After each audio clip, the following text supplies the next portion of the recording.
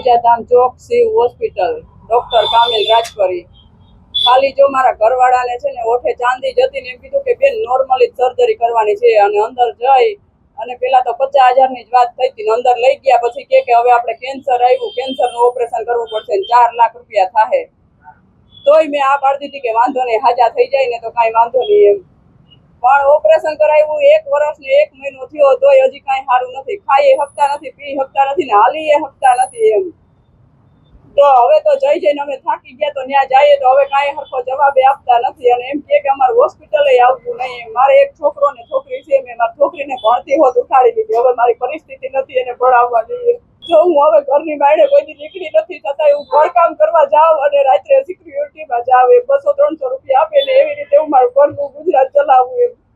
અને ડોક્ટર તો હવે કાંઈ એટલે કાંઈ જવાબ જ દેતા નથી એમ। છતાંય હવે 2-3 વખત ગયા ને તો અમારા ઉપર દાવો કરવાનું કે હવે આવશો તો હું તમારા ઉપર દાવો કરી દઈશ।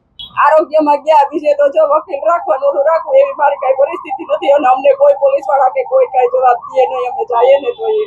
મારા ઘરવાળાને હાજો કરજે, બીજી મારે કાંઈ જરૂર જ નથી એમ। એને હાજા કરજે, એ કામે ચડી જાય ને જો ડોક્ટર કીધે કાંઈ ભૂલ થઈ હોય તો એને હરખી સર્જરી કરજે, બીજું કાંઈ નહીં। બીજું ડોક્ટરના કરમ જાણે, હું બીજું કાંઈ પૈસા લેવાની કાંઈ વાત જ નથી કરતી। હરખું એને ઓપરેશન કરી અને એને હાજા કરજે, એક જ મારી માંગ છે, બીજી કાંઈ મારી માંગ છે નહીં।